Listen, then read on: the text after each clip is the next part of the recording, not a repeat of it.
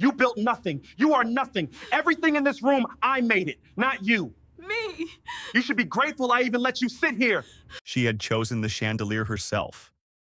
$40,000, Italian crystal. She remembered the invoice. She remembered signing it at midnight, alone, while Terrence slept. Now she sat beneath it, invisible. Corner table, simple black dress, glass of water she hadn't touched. Around her, 500 people in diamonds and designer suits celebrated like the night belonged to them. It didn't belong to them. It belonged to her. But nobody in this room knew that yet. At the center of it all stood Terrence Sterling, her husband. Tall, polished. The kind of man who walks into a room and makes everyone turn their head without saying a word. His suit was bespoke. His smile was practiced. His laugh was loud enough to fill every corner of the ballroom. People adored him. Imani watched him from across the room and felt nothing. No anger, though no tears. Nothing. Just patience. Next to Terrence, close enough to touch, stood Bianca Hayes, new vice president. Red dress that left nothing to imagination.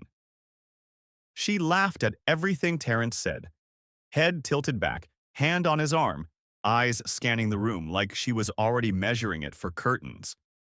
Imani looked at Bianca once, then looked away. Tonight was Sterling Innovation's 20th anniversary. 2 decades. The invitations called it a celebration of visionary leadership. 500 guests. Champagne towers. A 12-piece orchestra playing in the corner like money had no limit. The man they were all celebrating stood 30 feet away from the woman who built everything he was standing on. He hadn't looked at her once all evening. The lights dimmed. The orchestra faded. Yet a massive projector screen descended from the ceiling. Slow, dramatic, filling the entire front wall of the ballroom. The crowd turned. Glasses lowered. Conversations died. The slideshow began. Images moved across the screen like a highlight reel of greatness. Early office spaces, product launches, magazine covers, award stages. Terrence in every single frame. Front row, center stage, always the hero, always the face. Always the man the world pointed to and said he built this. Terrence smiled wider with every slide. Bianca leaned close and whispered something in his ear. He laughed. Imani sat completely still. Then the slideshow stopped. One image filled the entire screen and did not move. It was old. Slightly grainy. A young woman at a cluttered desk. Alone.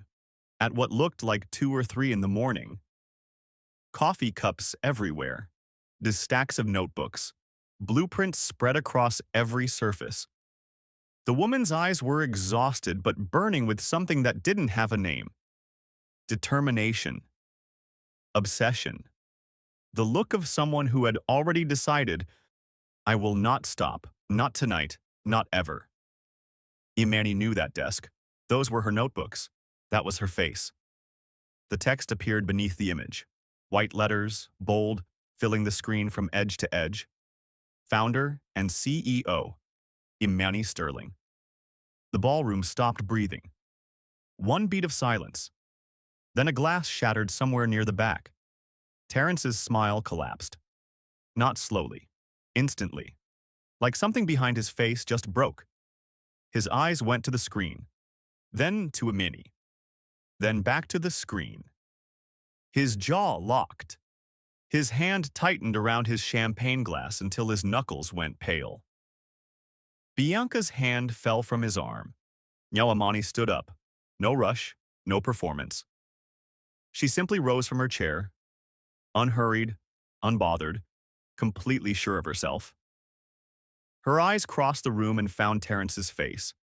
She held it. He looked away. For the first time in 20 years, Terrence Sterling looked away first. The night had only just begun. You already know this doesn't end well for him. Stay with me, because what happens next will shock you.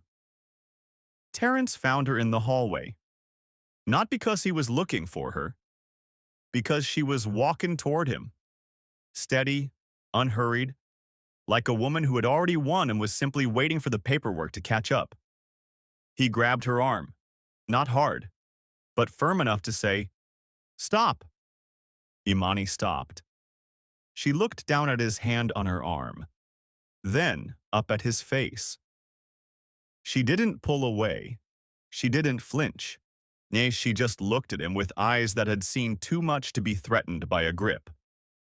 "What is that?" His voice was low, controlled, the voice he used in boardrooms when something wasn't going his way. "You know what it is, Terrence. I'm asking you what that slideshow was." It was the truth. His jaw tightened. Around them, a few guests had drifted into the hallway, pretending to check their phones, pretending to look for the bathroom. Nobody was fooling anyone. They were watching. They wanted to see what happened next. Terrence leaned closer, lowered his voice further. "You're embarrassing yourself." Imani tilted her head slightly. "Am I?" He let go of her arm, straightened his jacket, put the smile back on, the one that had fooled 500 people for 20 years. "Miwa, we'll talk about this at home." He said it like a warning dressed as a suggestion. Imani watched him walk back toward the ballroom, back toward the applause, back toward Bianca and the champagne and the world that had been built on her name while she stood in the corner and was told to be grateful. She didn't follow him. Instead, she stood in the hallway alone and remembered. 12 years ago, a one-bedroom apartment, bare walls, a second-hand desk pushed against the window because the light was better there. Imani sat at that desk every night after her day job, building something from nothing: spreadsheets, business plans, investor pitch decks she rewrote 17 times because she refused to present anything that wasn't perfect. Terrence would come home, drop his keys on the counter, look over her shoulder. "You're wasting your time," he'd say. "Nobody's gonna fund this." She kept writing. 6 months later, their first investor said yes. Terrence celebrated like he had made the call himself. She let him. That was her first mistake. The mistakes stacked up quietly over the years. Every time she let him take the meeting, every time she sat in the back row while he sat at the front, every time his family looked at her across the dinner table like she was furniture, present but purposeless. His mother had said it once, out loud, at Christmas. "Terrence built something incredible. You must be so proud of your husband." Imani had smiled. She had passed the potatoes. She had said nothing. But she had remembered. She always remembered. Back in the ballroom, the applause had started again. Someone was giving a toast, raising a glass to Terrence Sterling, visionary, leader, self-made man. Imani stood in the hallway and listened to every word. Self-made. She almost laughed. There was nothing self-made about Terrence Sterling. Every brick in that empire had been laid by her hands. Every deal, every vision, every sleepless night, hers. He had walked through doors she built and told the world he was an architect. And she had let him, until tonight. She smoothed the front of her simple black dress, took one breath, and walked back into the ballroom. The worst part isn't what he did. It's how long she let it happen. Keep watching, because the moment she decided enough was enough will break your heart. The boardroom was cold the morning it all cracked. Not the air, the room itself. The long glass table, the empty chairs, and the way sound disappeared into the walls like even noise didn't want to stay. Imani had sat in this room hundreds of times, always prepared, always the most informed person present, always introduced as Terrence's wife, never as anything else. That morning, she had arrived early, organized the presentation, printed the reports, set a copy at every seat. She had spent 4 days building the proposal, a new product line that would expand their market by 30%. The numbers were clean. The projections were conservative. The research was airtight. She knew it was good. She sat down and waited. The executives filed in one by one, nodded at her politely, said nothing, took their seats, opened their copies of the proposal without asking who had written it. Then Terrence walked in. The room changed when he entered, the way it always did. Shoulders straightened, conversation stopped, attention shifted. He dropped into his chair at the head of the table, loosened his collar, and flipped through the proposal like he was seeing it for the first time. He was seeing it for the first time. He cleared his throat. "Good morning, everyone. So, I've been working on something." Imani's pen stopped moving. She looked up slowly. Terrence was already talking, confident, fluid, moving through her proposal like it had been born inside his own mind. Her numbers, her research, her product strategy, coming out of his mouth without a single hesitation, not one word of credit, not one glance in her direction. The executives leaned forward, asked questions, and Terrence answered everyone, because Imani had anticipated every question and written the answers in the notes she gave him the night before. She sat at that table and watched him perform her work. And the worst part, the executives loved it. "Brilliant as always, Terrence. This is exactly the direction we needed. You have an incredible mind for this." Imani looked down at her copy of the proposal. At the top of the first page, in the version she had printed for herself, her name was there. Small. Neat. Typed the night before at 11:30 while Terrence watched television in the next room. She pressed her finger against it, felt the ink, said nothing. After the meeting, she found him in the corridor. "You didn't mention me." Terrence glanced around, made sure no one was close enough to hear. Imani, I wrote everything in that room. Every number. Every word. And I presented it." He straightened his tie. "That's how this works. You know that." "I don't know that." "You're my wife." He said it like it was an explanation. Like those 3 words were supposed to answer everything and close every door she tried to open. She looked at him for a long moment. "Say my name in the next meeting." He almost laughed. Almost. "You're being sensitive." He walked away. She stood in that corridor and felt something shift inside her chest. Not breaking, not collapsing. Something harder than that. Something that happens when a person finally stops hoping and starts planning. She had spent years whispering, asking politely, waiting patiently, believing that if she gave enough, proved enough, sacrificed enough, she would eventually be seen. On that morning in the corridor, she stopped believing that. She didn't cry. She went back to her desk, opened a new document, and started building something Terrence would never be able to take from her. She didn't get loud. She got strategic, and that is the most dangerous thing a woman like Imani could become. She opened the account on a Tuesday. No announcement, no conversation, no permission asked. A separate business account, clean, private, untraceable, back to Terrence or Sterling Innovations. She sat in her car in the parking lot of a bank 30 minutes from their house and signed the paperwork alone. The banker was young, efficient, completely unaware that the woman sitting across from him was quietly dismantling a 20-year deception one signature at a time.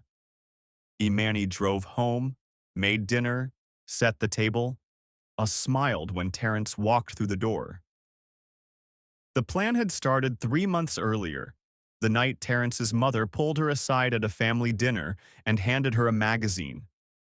Forbes, Terrence on the cover. Self-made billionaire in bold letters across the bottom. Frame this, his mother said. A wife should be proud. Imani looked at the cover for a long time.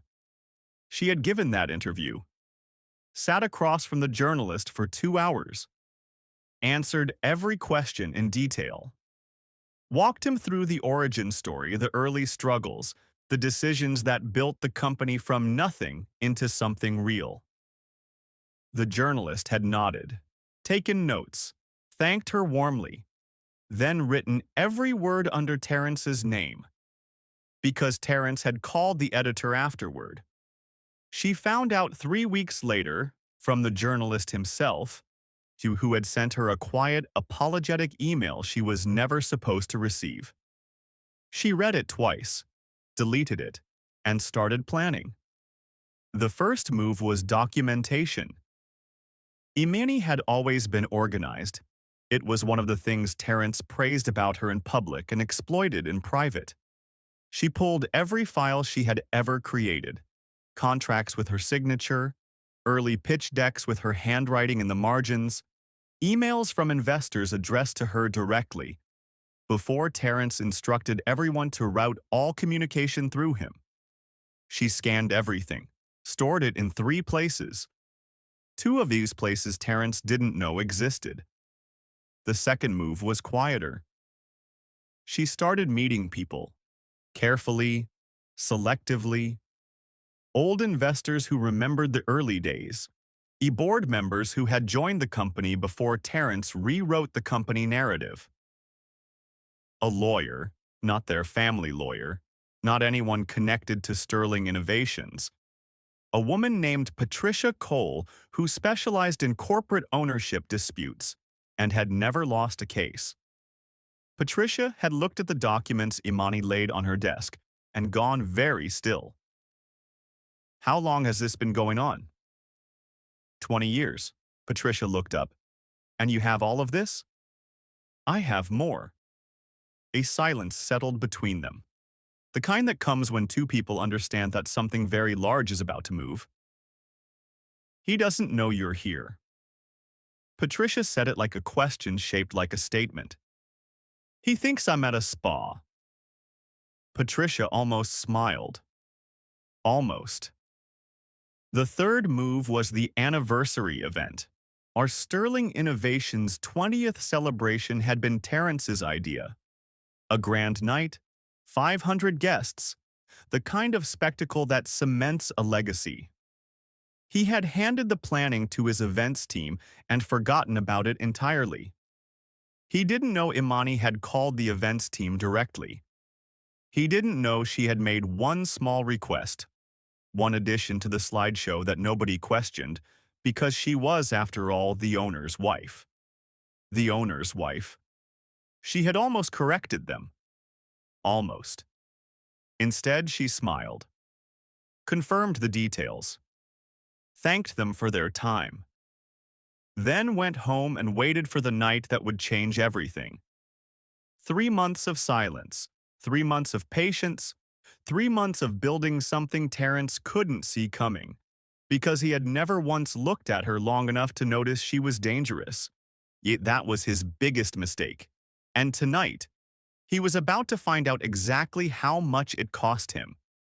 She planned every detail while he planned nothing. If you're not subscribed yet, this is the moment. Hit that button. Because what she does next is the move nobody saw coming. The envelope arrived on a Wednesday. Terrence was in the shower. Imani was already dressed, already downstairs, already holding her second cup of coffee when she heard the mail slot click. She didn't rush. She set her cup down, walked to the door, picked up the envelope from the floor. Her name, her address. Patricia Cole's return stamp in the corner. Small, discreet, easy to miss if you weren't looking. She opened it at the kitchen table, read every page twice, then folded it neatly, slid it back inside, and placed it at the bottom of her bag beneath her planner and her car keys. By the time Terrence came downstairs, she was rinsing her cup at the sink. "Morning," he said. Not to her, really, just into the room. "Morning," she said back. He poured his coffee, checked his phone, left without eating. The door closed. Imani dried her hands on the kitchen towel and stood in the silence of a house that had never felt like a home. The envelope contained everything. Patricia had done what she promised, gone through every document Imani had provided, and built a case that was, in her words, airtight and uncontestable. The original incorporation papers showed one name, Imani's. The early investor agreements, signed by Imani, before Terrence had quietly had them reissued in joint names without her knowledge. In the intellectual property filings, the trademark registrations, the founding documentation that predated their marriage by 8 months. 8 months. Sterling Innovations existed before Terrence was even part of the story. He had married into an empire and convinced the world he had built it. Patricia's letter ended with one line, clean and precise. "When you're ready, we move." Imani was ready. But there was one thing left to do first. She drove to Terrence's mother's house that afternoon. Eleanor Sterling lived in a gated property 20 minutes outside the city. Manicured gardens, a house too large for one person, the kind of wealth that announces itself without apology. Eleanor answered the door herself, looked Imani up and down the way she always had, like she was assessing something of uncertain value.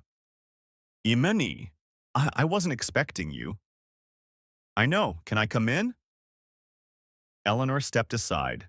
They sat in the living room, the one with the portrait of Terrence above the fireplace, painted 3 years ago, hanging like a declaration. Imani looked at it briefly, then looked at Eleanor. "I want you to know something before it becomes public." Eleanor set her teacup down. "What are you talking about?" "I'm taking back the company." The room went very quiet. Eleanor's expression moved through several things. Confusion, then dismissal, then something that looked almost like fear but hardened quickly into contempt. "You built nothing," Eleanor said. Her voice was flat, certain. The voice of a woman who had repeated something so many times it had become her truth. "Terrence built that company. You were beside him. That's all." Imani looked at her for a long moment. Didn't raise her voice, didn't flinch. "I came here because you're his mother. I wanted to give you the chance to prepare him." She stood, smoothed her jacket, picked up her bag. "I won't be doing that again." She walked to the door. "Imani." Eleanor's voice cracked slightly at the edges. "You'll destroy this family." Imani paused at the doorway, turned back one last time. "He destroyed it first." She left. Drove back through the city with both hands steady on the wheel and the anniversary gala 2 weeks away. The clock had started. There was no going back now. She warned them. She gave them the chance. They didn't listen. Terrence found the lawyer's card on a Thursday, not in her bag, not on her desk. She had been too careful for that. He found it in the pocket of a jacket she had worn 3 weeks earlier, the gray one she hadn't touched since the dry cleaner returned it, folded neatly, card still inside. Patricia Cole, corporate attorney, ownership disputes. He stood in their bedroom holding the card between 2 fingers. read it 4 times, then sat down on the edge of the bed. He didn't confront her that night. That surprised Imani, though she didn't show it. She had expected anger, expected noise, expected Terrence to burst through the door with the card in his hand and fill the room with his voice the way he always did when something threatened his control. Instead, he came home quiet, ate dinner without speaking, watched television with his eyes aimed at the screen but his mind clearly somewhere else entirely. Imani passed him the salt, refilled his glass. He said nothing. She had learned patience from 20 years of waiting. He had never learned it at all. And a man who has never learned patience will always crack first under silence. She just had to wait. He cracked on Friday morning. She was at her desk, home office, door open, when he appeared in the doorway, jacket on, keys in hand, the card between his fingers. Patricia Cole. Imani looked up from her laptop, kept her face neutral.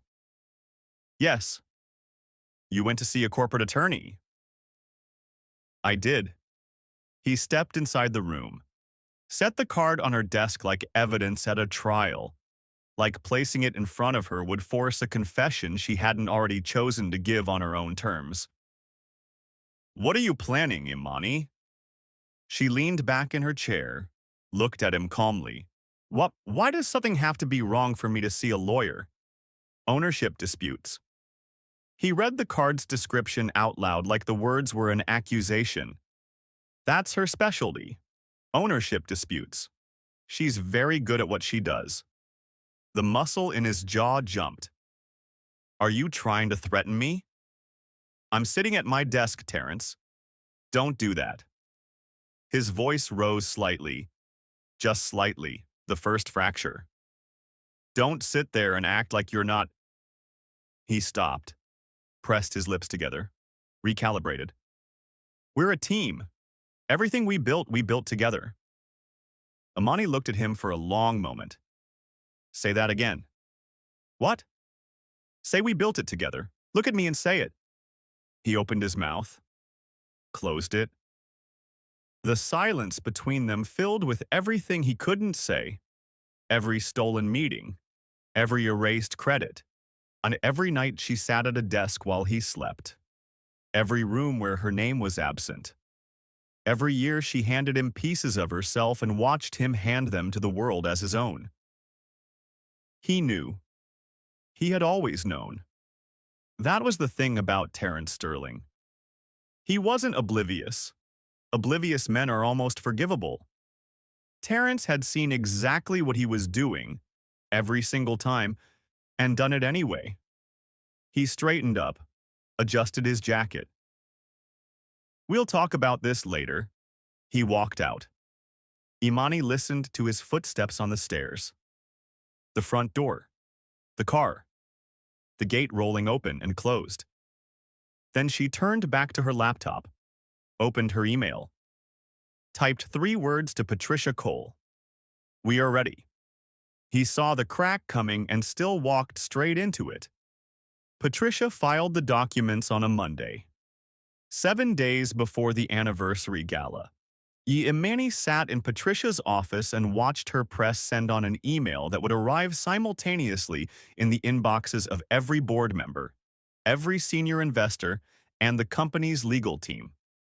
Attached, 114 pages of documentation, founding records, original incorporation papers, intellectual property filings, investor correspondence. A 20-year paper trail that told a story completely different from the one Terrence had been selling to the world. Patricia hit send, closed her laptop. It's done. Imani nodded once, stood up, shook Patricia's hand, and walked out into the morning like a woman who had just lit a fuse and had exactly 7 days to watch it burn. Tuesday.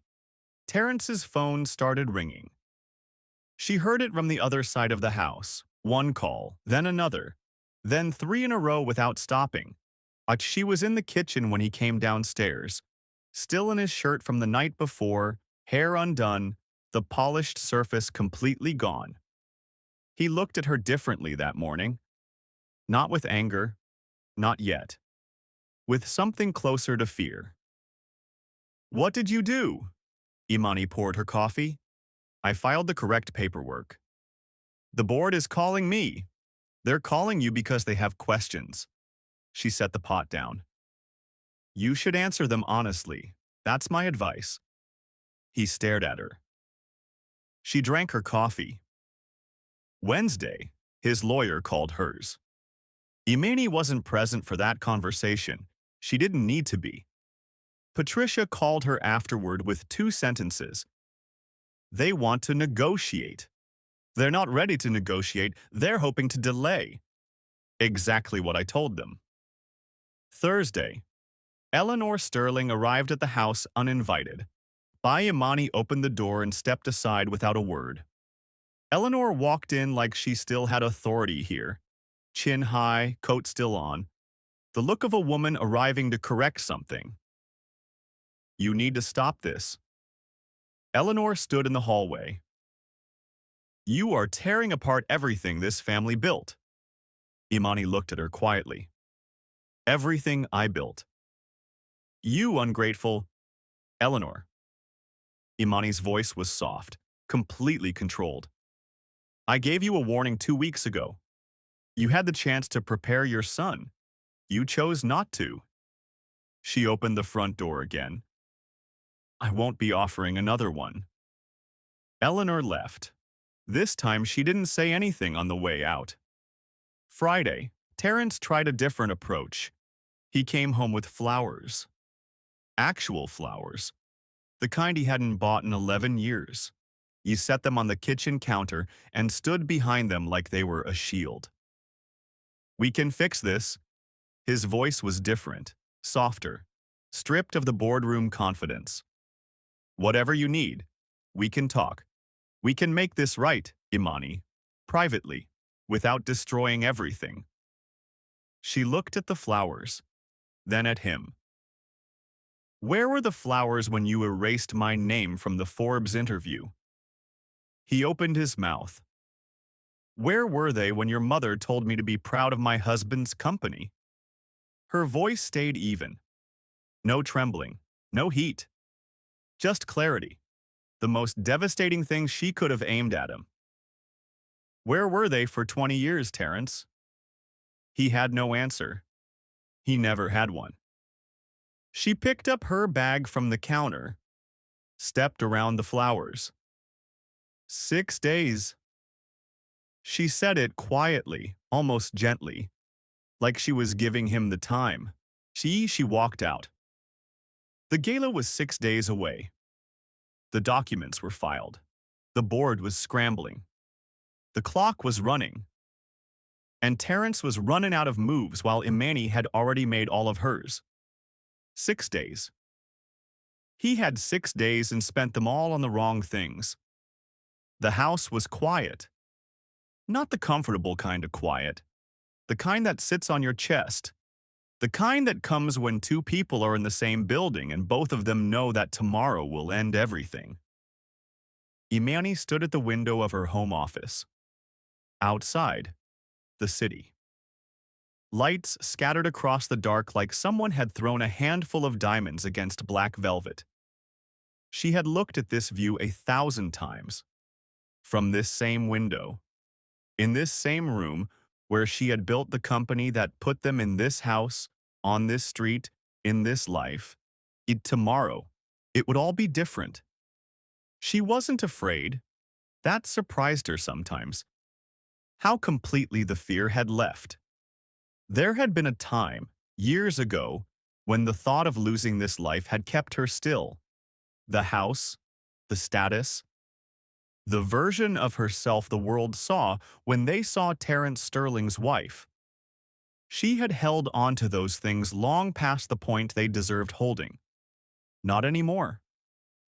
She turned from the window, sat down at her desk, opened the folder she had looked at every night for 3 months, not because she needed to review it, but because she needed to remember why she started. The first page was a photograph. Not the grainy boardroom image from the slideshow. Something older. A woman at a kitchen table. Barely 25. Notebooks spread everywhere. A business plan, handwritten across 17 pages because she couldn't afford to print anything. Eyes tired. Jaw set. Her. Before Terrence. Before the company had a name. Before anyone believed it could become what it became.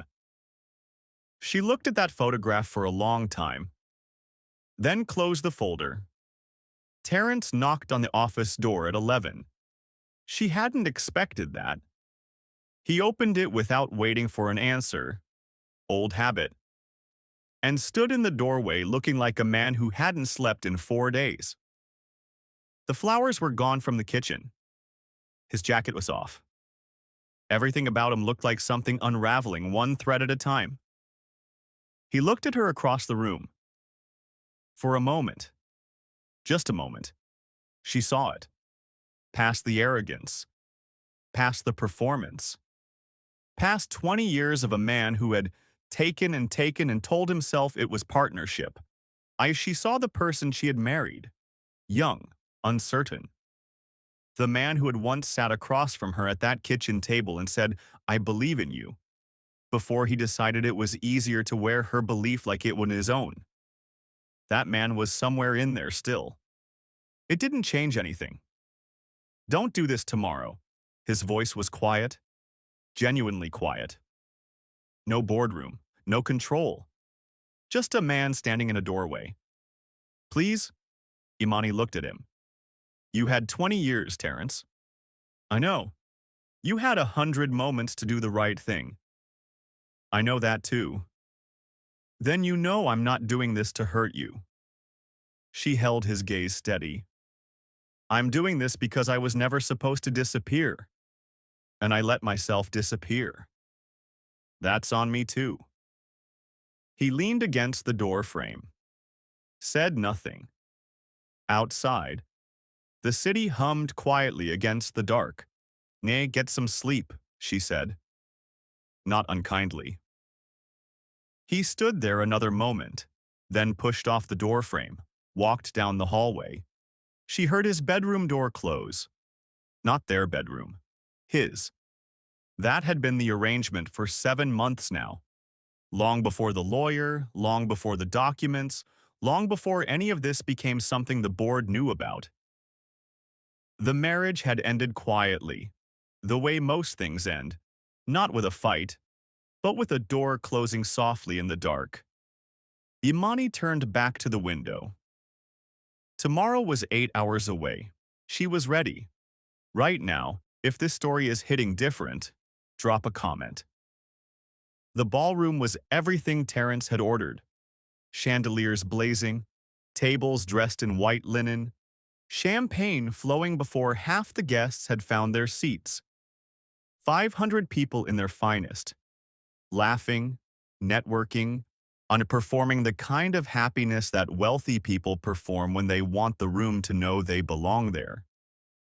Terrence stood at the entrance greeting guests like a king receiving his court. Imani arrived alone. No announcement, no entrance. She walked through the side door, found her corner table and sat down. Simple black dress. No jewelry except one thin bracelet on her left wrist, the one her mother had given her the year she started the company. She touched it once, then placed both hands flat on the table and waited. Bianca arrived 20 minutes later. Red dress, the kind that makes a room shift when it enters. She moved straight to Terrence, hand on his arm, lips close to his ear, laughing before she had even fully stopped walking. He smiled when he saw her. The real smile. The one Imani hadn't seen aimed in her direction in 11 years. That used to hurt. Tonight it was simply information. At 8:15, Patricia Cole walked in. Nobody knew who she was. She wore navy, took a seat near the back, ordered water, opened her phone. At 8:20, three board members arrived together, senior investors, people who had received the documents 4 days ago and had spent every hour since making calls, pulling records, and arriving at conclusions that made tonight unavoidable. They took their seats without speaking to Terence. He noticed. Imani watched him notice, watched the slight shift in his posture, the quick scan of the room, the smile that flickered for just a half second before he locked it back into place. He was good at that. He had always been good at that. Where at 8:45, the lights dimmed. The orchestra faded to silence. The MC stepped to the podium. Smooth, polished, a voice built for moments like this. Ladies and gentlemen, 20 years ago, a vision became a company. Tonight we celebrate the empire that vision built. Applause. Terence straightened his jacket. Bianca touched her hair. Imani looked at the projector screen as it descended from the ceiling. Slow, white, filling the wall. She had reviewed the slideshow herself. 3 weeks ago, sitting in the events coordinator's office with a cup of tea, making one small addition to the final sequence. The coordinator hadn't questioned it. Why would she? The request came from the owner's wife. The owner's wife? The slideshow began. Images moved across the screen. The company's history, curated and cinematic, early offices, product launches, magazine covers, award stages. Terence in every frame, exactly as he had arranged it. The room smiled, nodded, raised glasses. Terence visibly relaxed. Imani watched him relax. That was the moment she had always imagined, watching the exact second he believed he was safe. Then the final slide appeared. The room changed. The photograph, grainy, old, a young woman at a desk at 2 in the morning, filled the entire screen. And beneath it, in letters that left no room for interpretation, founder and CEO, Imani Sterling. One beat of silence. Then the room fractured. A glass shattered, a chair scraped.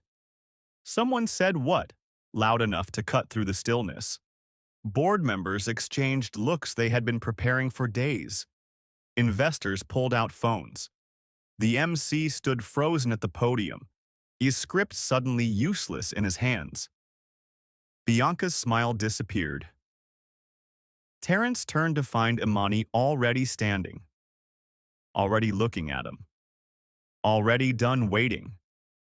The woman he had made invisible for 20 years stood in the center of that silence, and the room looked at her for the first time. Really looked. The room was hers now. Not because she demanded it. Not because she raised her voice or pointed fingers or performed the kind of anger the moment might have excused. The room was hers because the truth had walked in and sat down. And truth, when it finally arrives, doesn't need to announce itself twice. Imani walked toward the podium. The crowd parted without being asked. She didn't rush. Every step was measured, deliberate, in the walk of a woman who had been moving toward this moment for 20 years without anyone in the room knowing it. She reached the podium, adjusted the microphone once, looked out at 500 faces, frozen, uncertain, caught between the version of the story they had believed and the one now standing in front of them in a simple black dress. Then she spoke. 20 years ago, I started this company in a one-bedroom apartment with a second-hand desk and 17 pages of a business plan I wrote by hand. Her voice was steady. No trembling. No performance. I didn't have investors. I didn't have a team. I didn't have a name anyone recognized. A pause. Short, precise. I had a vision, and I had the discipline to build it into something real. The room was completely still. For 20 years, I let someone else stand at this podium. I told myself it was partnership. I told myself it was patience. She let that sit for one breath. It was neither. It was disappearance. And the only person responsible for that was me. Somewhere near the back, a woman started crying. Quietly. The kind of crying that comes from recognition. Terrence stood 12 feet away. He hadn't moved since she reached the podium. Bianca was no longer beside him. She had taken 3 careful steps back, then 4 more, until she was simply part of the crowd and no longer part of his story. He stood alone. Imani looked at him once, not with hatred, not with triumph, with something quieter and more final than either. Then she looked back at the room. Sterling Innovations was founded by one person. The documentation has been filed with the board, with our legal team, and with every senior investor in this room. She opened the thin folder Patricia had placed at the podium 30 minutes before the gala began. Effective tonight, I am resuming full ownership and CEO responsibilities. The board members in the back row stood. One began to clap, then another. Then the room broke open. It didn't happen all at once. It moved like a wave, starting at the back, rolling forward, gathering until 500 people were on their feet, and the ballroom that Terrence had built his entire identity around was giving a standing ovation to the woman he had spent 20 years making invisible. Imani stood at the podium and let it land. She didn't smile immediately.